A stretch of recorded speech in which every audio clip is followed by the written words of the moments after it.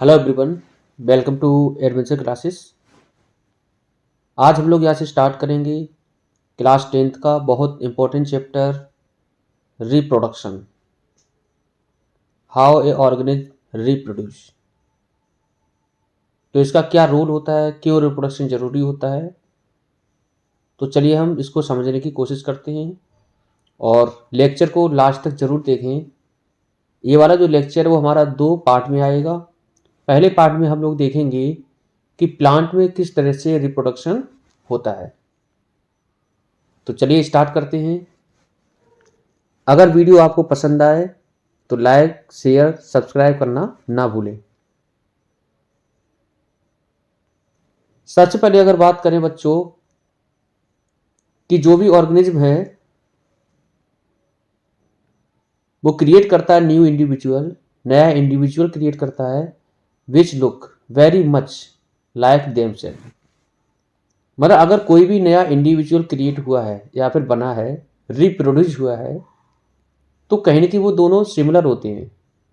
मतलब जहाँ से ऑर्गेनिज्म का क्रिएशन हुआ है, इंडिविजुअल का क्रिएशन हुआ है, तो ये दोनों के दोनों एक जैसे होंगे। क्यों होंगे, इसके पीछे कुछ रीजन है। Organism look similar, body design are similar, body design similar होती है। Blueprint have to be similar, blueprint similar होती है। Reproduction making copy of blueprint, और यहाँ पर क्या करता है, ब्लूप्रिंट की कॉपी करता है। जैसे मान के चलो ये कोई ऑर्गेनिज्म है जिससे क्या है, ये रिप्रोड्यूस हो रहे हैं, तो ये सारे के सारे क्या होंगे, देखो एक जैसे। ठीक है, शक्ल एक जैसी, दिखने में एक जैसे, बॉडी डिजाइन एक जैसी, तो ये आपको देखने को मिलते हैं कोई भी ऑर्गेनिज्म आप ले लें।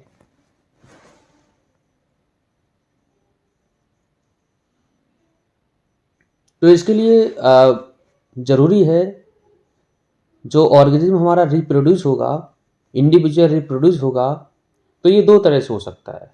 एक तुम्हारा हो सकता है सेक्सुअल रिप्रोडक्शन, एक हो सकता है असेक्सुअल। इसकी हम बात अभी करेंगे थोड़ी देर में। तो जैसे मान के चलो हमारे पास कोई रिप्रोड्यूसिंग सेल है, तो सेल के अंदर क्या होता है वो हमें मालूम है। सेल के अंदर होता है न्यूक्लियस, और न्यूक्लियस के अंदर क्या भरा होता है, क्रोमोसोम, जो हम लोग जानते हैं। तो क्रोमोसोम के ही अंदर होती है बहुत सारी प्रोटीन और DNA, chemical reaction, DNA copy होती है वहाँ पर। ठीक है, डीएनए कॉपी होने के बाद क्या होता है, नया इंडिविजुअल बनता है और कुछ वेरिएशन देखने को मिलते हैं। ये आइडेंटिकल नहीं होता है, ये सिमिलर होता है। कैसा होता है, सिमिलर। क्या इंपॉर्टेंस है वेरिएशन की,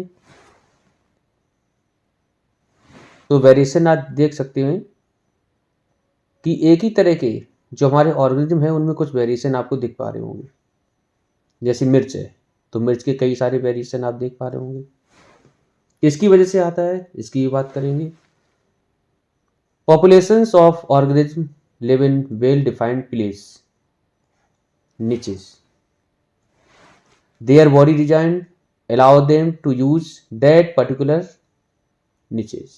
मतलब जो पर्टिकुलर स्थान होता है उसी को क्या करता है, वो उसी के हिसाब से अपनी बॉडी को डिजाइन करवाता है। The polar bear is well adapted to its Arctic environment as their height for help them blend in with the snow and ice, and has a layer of fat under its skin which help it stay warm। तो क्या करता है ये, environment के हिसाब से अपनी आपको या फिर बॉडी डिजाइन को क्या करता है, बॉडी को मेंटेन करके रखता है। However, niches can change because of region beyond the control of organism. Temperature can go up and down. Temperature, water level can vary, water level very कर सकता है। और meteorite hits, if this is drastically altered, population will be wiped out। अगर मान के चलो यहाँ पर कुछ हमारे डिस्ट्रैक्शंस आ जाएं या फिर उस तरह का इन्वायरमेंट ना मिले किसी भी ऑर्गेनिज्म को, तो धीरे धीरे वो क्या होते हैं, गायब होना स्टार्ट हो जाते हैं। However, if some variation are present, population can survive. कुछ वेरिएशन अगर थोड़े बहुत हैं तो सर्वाइव कर सकता है, अगर ज़्यादा वेरिएशन है तो नहीं सर्वाइव कर पाएगा। For example, the Indian pipe plant earlier was photosynthetic due to presence of chlorophyll. During the course of evolution, it lost its chlorophyll and became saprophytic. The variation in the plant mode of nutrition has helped it to survive till date.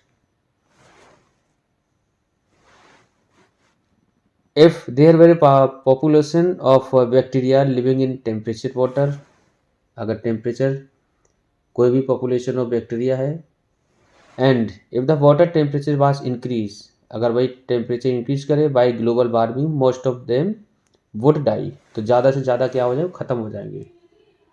ठीक है, but few variation resistance to heat would survive and grow further. लेकिन कुछ क्या होते हैं, grow करते हैं चाहे टेम्परेचर कितना भी हो जाए। वेरिएशन इज दस useful for the survival of species over time. Mode of reproduction, कौन कौन से मोड होते हैं रिप्रोडक्शन के? पहला होता है बच्चों असेक्सुअल रिप्रोडक्शन, दूसरा होता है sexual reproduction. Only one parent involve. Asexual में क्या होता है, केवल एक पेरेंट इन्वॉल्व होता है। Simple and small organism like micro organism, जो भी हमारे माइक्रो ऑर्गेनिज्म होते हैं, छोटे लेवल के जो ऑर्गेनिज्म होते हैं, उनमें ये वाला मोड ऑफ रिप्रोडक्शन दिखाई पड़ता है।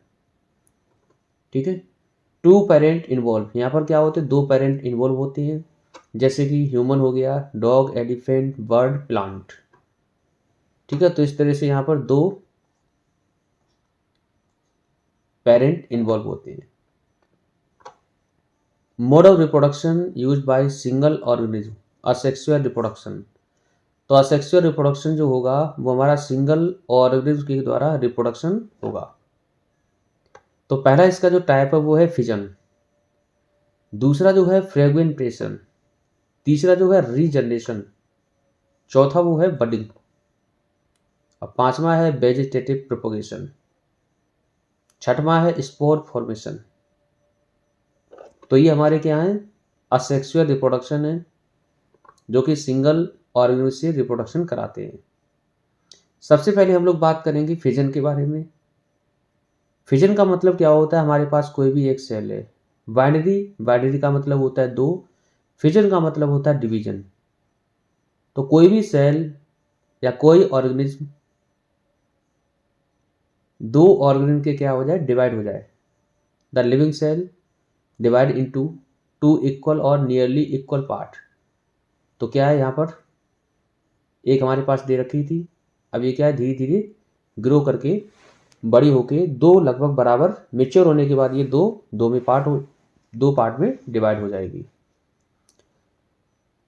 Most of the prokaryotic like bacteria और सम प्रोटोजोआ। ठीक है, कुछ बैक्टीरिया कुछ प्रोटोजोआ होते हैं जो कि बाइनरी फिजन को दिखाते हैं। For example amoeba, amoeba binary fission occur through any plane. ठीक है, वो कहीं से भी कैसे भी हो सकता है। तो यहाँ से क्या है, धीरे धीरे वो ग्रो किया, मेच्योर हुआ, उसके बाद दो पार्ट में डिवाइड हो गया, जिसको हम बोलते हैं binary fission. Hence it is called simple binary fission. In case of paramecium, binary fission occur through transverse section. Paramecium में क्या होता है, जो बाइनरी फिजन होता है वो ट्रांसवर्स होता है। ट्रांसवर्स का मतलब इस तरह से देख पा रहे हो आप, ये चीज़ क्या होगी, हॉरिजॉन्टल। ठीक है, इस तरह से होगा, इस तरह से। ठीक है, तो ये वालों को फिजन को हम क्या बोलेंगे, ट्रांसवर्स। लेकिन पिछले वाले में जो अमीबा में था वो किस तरह से हो रहा था, इस तरह से हो रहा था। ठीक है,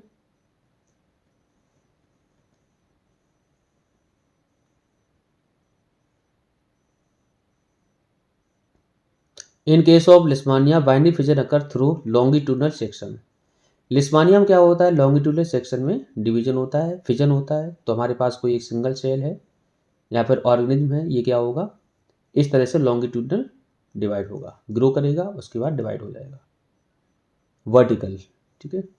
and it is called longitudinal binary fission. Multiple fission क्या होता है? मल्टीपल फिजन आपको देखने को मिलेगा प्लाज्मोडियम में और अमीबा में भी। It occur during unfavourable condition. जब भी कंडीशन कैसी हो जाए अनफेवरेबल, तभी जाके क्या होगा, मल्टीपल फिजन होगा। Amoeba becomes almost round, secrete a hard covering called cyst. Inside the nucleus divide into many nuclei followed by division of cytoplasm. As a result, many daughter cell are formed. तो यहाँ पर क्या होता है, जो हमारा एक सेल होती है उसको हम बोलते हैं पेरेंट सेल, और जो टूट के फिजन होने के बाद जो भी मिलती है उसको हम बोलते हैं डॉटर सेल। तो ये हमारी क्या है, सिस्ट है। उसके बाद धीरे धीरे क्या हो गई, ये ब्रेक हो गई, तो इनको हम बोलेंगे डॉटर सेल। बडिंग क्या होता है, बडिंग ये हमारा ईस्ट में देखने को मिलता है। A small outer growth is form on a parentage cell. तो पेरेंटेज सेल के ऊपर एक आउटर ग्रोथ होगी। The nucleus of the parent cell divide. उसके बाद पेरेंट सेल का न्यूक्लियस डिवाइड होता है। The bud increase in size. और बड क्या करता है, साइज में इंक्रीज करता है धीरे धीरे। The bud separate and grow further. उसके बाद ये अलग हो जाता है, उसके बाद फिर से वो ग्रो करता है। तो ये हमारा क्या है, बडिंग है। फ्रेगमेंटेशन क्या होता है, द एक्ट और process of breaking into fragment piece. तो जब भी पीसेस के रूप में क्या हो या फ्रेगमेंट हो तो उसको हम क्या बोलेंगे, fragmentation. Seen in multi cellular organism with simple body organisation, for example Spirogyra, Ulothrix. On maturation of fragment break up into smaller pieces. जब वो मेच्योर हो जाता है कोई भी पौधा वगैरह या फिर कोई इंडिविजुअल, उसके बाद क्या है, वो अपने आप छोटे छोटे पीस में डिवाइड हो जाता है। दीज पीस और fragment grow into new individual. उसके बाद वो न्यू इंडिविजुअल के रूप में आगे बढ़ते हैं, ठीक है। इस तरह से न्यू इंडिविजुअल, ये हमारा मेच्योर हो गया, उसके बाद टूट गया। Regeneration. If the individual is cut और broken into many piece, these piece grow into separate individuals. अगर मान के चलो किसी भी ऑर्गेनिज्म का हम कोई पीस काट दें, उसके बाद क्या है, वो अपने आप ग्रो करना स्टार्ट हो जाता है। जैसे आप लोगों ने देखा होगा छिपकली, तो छिपकली क्या करते हैं, पूंछ अगर कट जाए तो अपने आप क्या होती है, रीजनरेट हो जाती है। ये वाले प्रोसेस को हम बोलते हैं regeneration. Many fully differentiated organism have the ability to give rise to new organism from their body part. तो अपने बॉडी पार्ट से एक नया ऑर्गेनिज्म, मतलब नया पार्ट को ग्रो कराते हैं। Let us find out how does this happen. ये कैसे होता है रीजनरेशन। स्पेशलाइज सेल हमारे पास है कोई, ठीक है, प्रोलिफरेट टू ग्रो और प्रोड्यूस मल्टीप्लिकेशन सेल डिवीजन। यहाँ पर सेल डिवीजन होता है, मल्टीप्लिकेशन, और लार्ज नंबर ऑफ सेल हमारी बनती हैं। पहले स्पेशलाइज सेल हमारे पास है, उसके बाद क्या है, ये बहुत ज़्यादा नंबर में सेल होती है। Cell type and tissue change. उसके बाद चेंज होता है सेल टाइप, टिश्यू, ठीक है। तो ऑर्गेनाइज सीक्वेंस। तो यहाँ पर क्या हुआ, जैसे मानो ये है, इसको क्या है, कट कर दिया, उसके बाद ये है,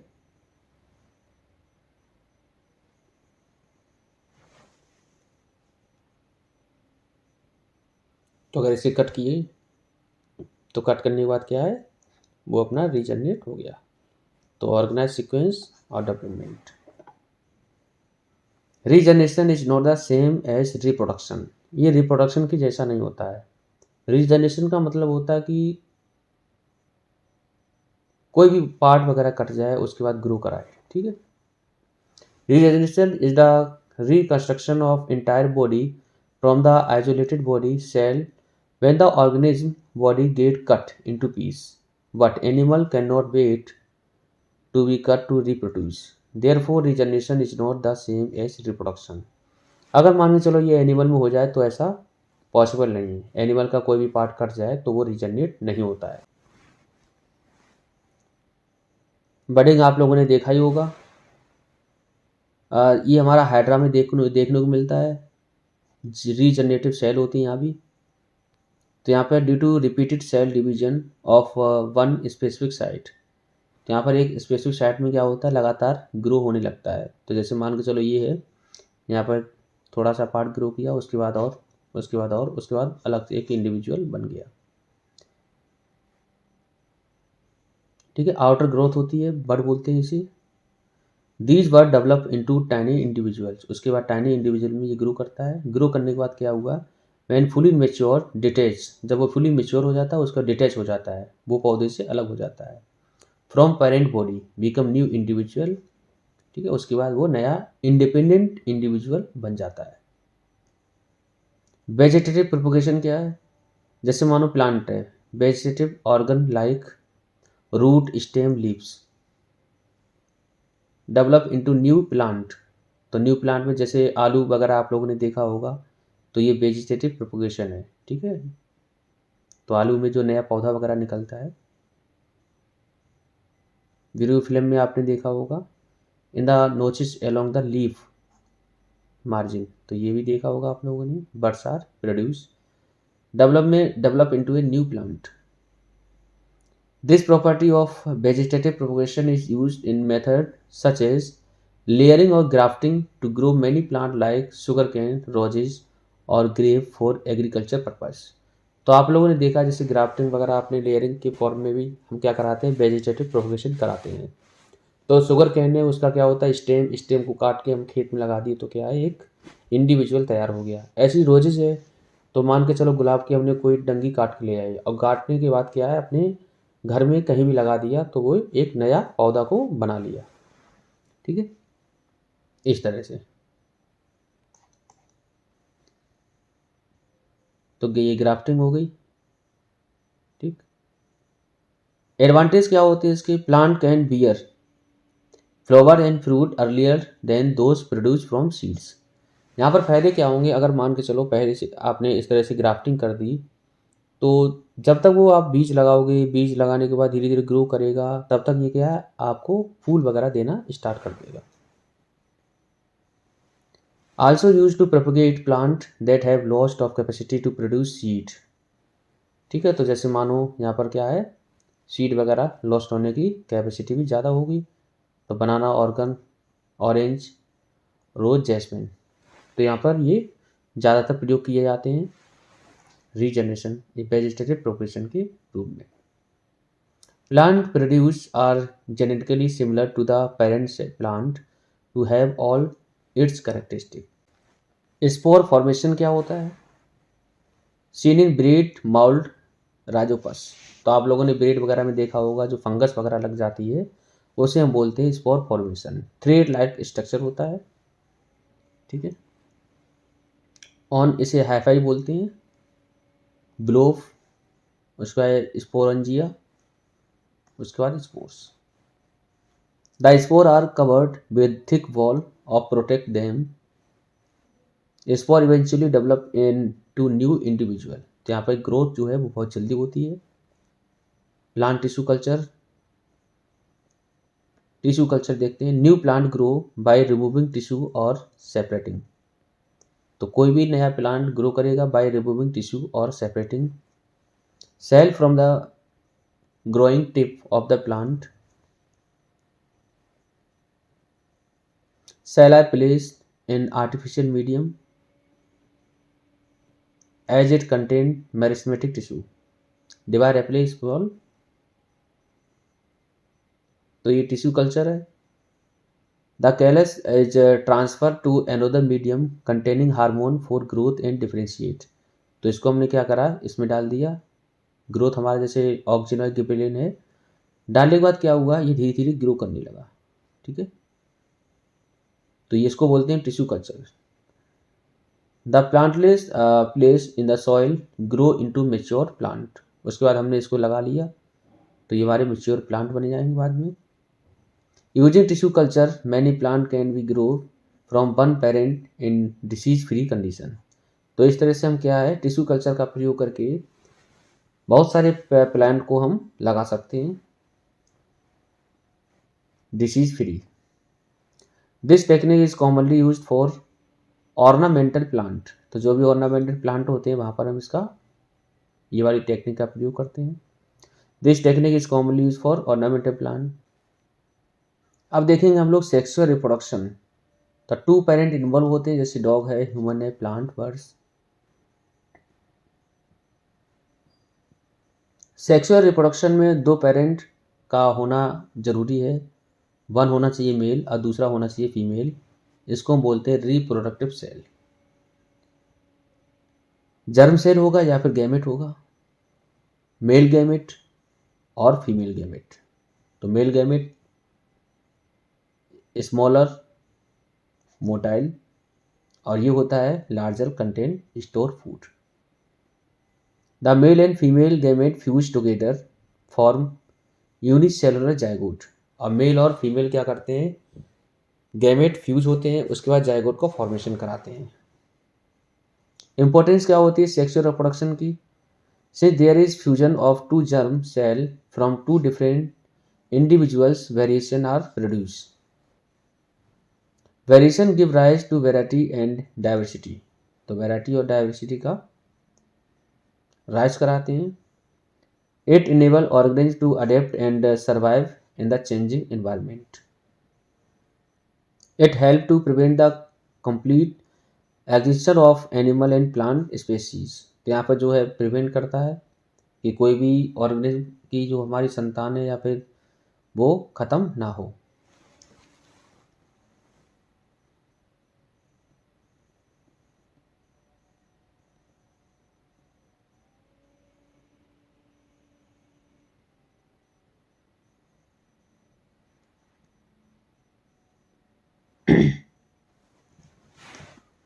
प्लांट में रिप्रोडक्शन किस तरह से होता है?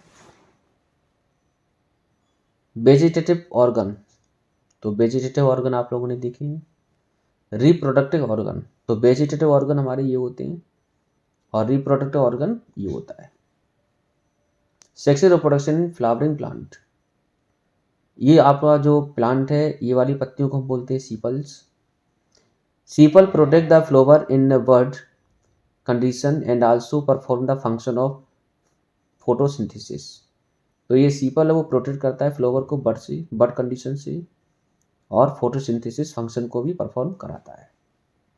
ये होती हैं पीटल्स, ऊपर वाली पत्तियां। Petal are colourful and larger in size and they protect the inner part of the flower and also attract insect.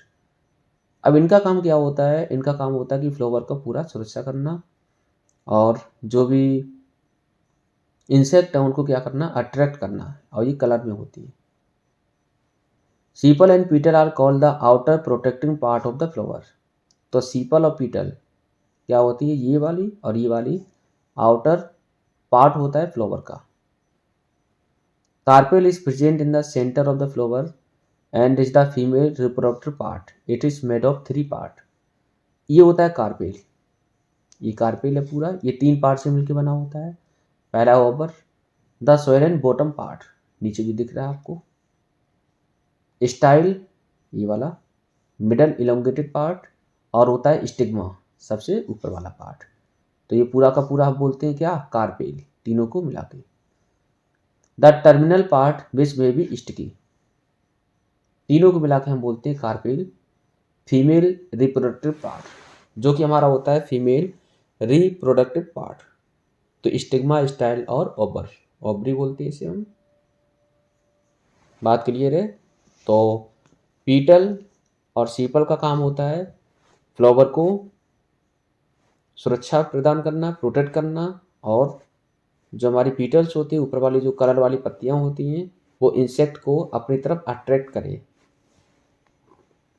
क्यों अट्रैक्ट करे, आगे बात करते हैं क्यों। क्योंकि उन्हें ज़रूरत होगी पॉलन ग्रेन की रिप्रोडक्शन कराने के लिए। स्टेमन is the male reproductive part. स्टेमन जो है वो मेल रिप्रोडक्टिव पार्ट रहता है, ठीक है। जैसे फिलामेंट हैं, तो फिलामेंट में ऊपर होता है anther. It produce pollen grain that are yellowish in colour.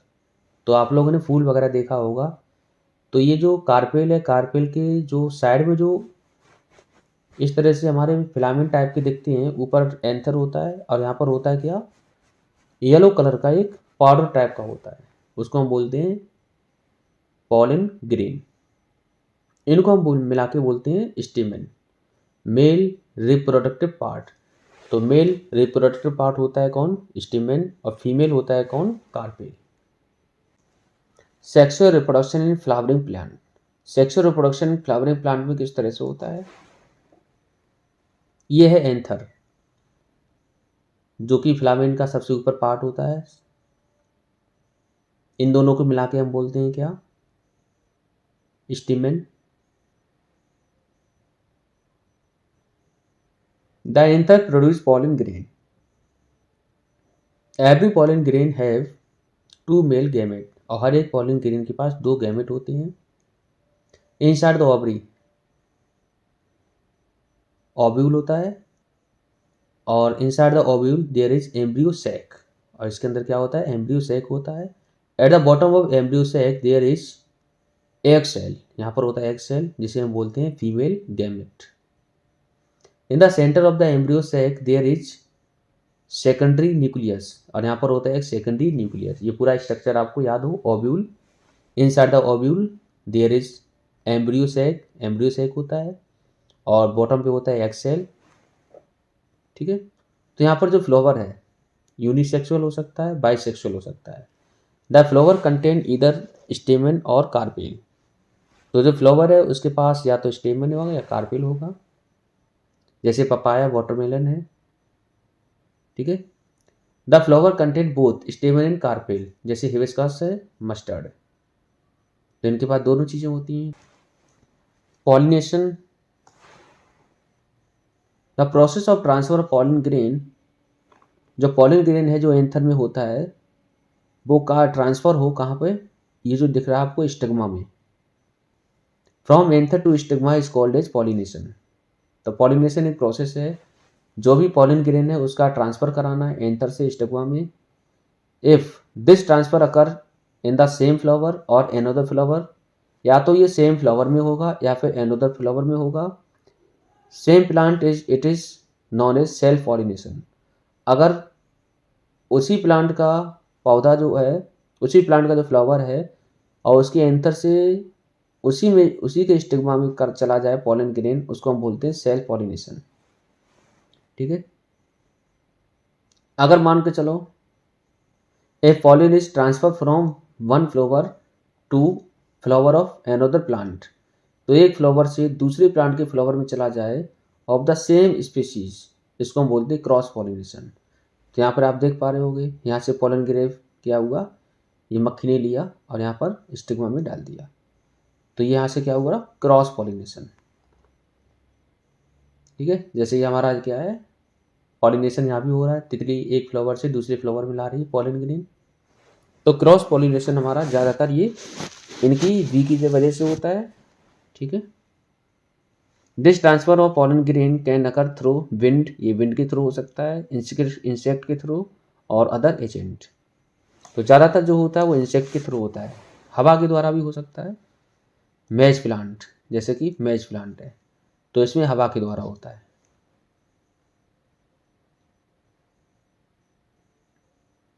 The pollen grain stick the wing, leg and proboscis of the insect, तो इंसेक्ट वाला हमने बता दिया। अदर क्या हो सकते हैं तुम्हारे, स्क्वायरल, वेट, वाटर, तो वाटर के थ्रू हो सकता है। After the pollen land on a suitable stigma, suitable stigma में लैंड होने के बाद pollen grain, it has to reach the female germ cell, अब ये पहुंचेगा फीमेल जर्म सेल में, which are in the ovary, जो कि ओवरी में होता है। तो इस तरह से गया ओवरी में। ठीक है, उसके बाद 2 male gamete appear at this point at the pollen tube, तो 2 इस तरह से मेल गैमेट न्यूक्लियाई के अंदर by dissolving the tissue and reaches the ovary, pollen tube, while the other sperm nucleus, of these one sperm nucleus enter the egg cell, एक कहाँ पहुँचता है, एग सेल में, and fuse with its nucleus, और nucleus के साथ fuse हो जाता है। while the other sperm nucleus move toward the 2 polar nuclei in the center cell and fuse with then the three nuclei together produce the endosperm nucleus. Thus it is called as double fertilization. तो यहाँ पर इसको हम बोलते हैं double fertilisation. पहला one sperm nucleus fuse with egg cell nucleus, तो यहाँ पे पहला स्पर्म न्यूक्लियस फ्यूज हुआ एग सेल के साथ और दूसरा स्पर्म न्यूक्लियस फ्यूज हुआ दो पोलर न्यूक्लियाई के साथ। After fertilisation the flower has serve its purpose, the petal stamen style stigma without wither and generally fall off. उसके बाद क्या है,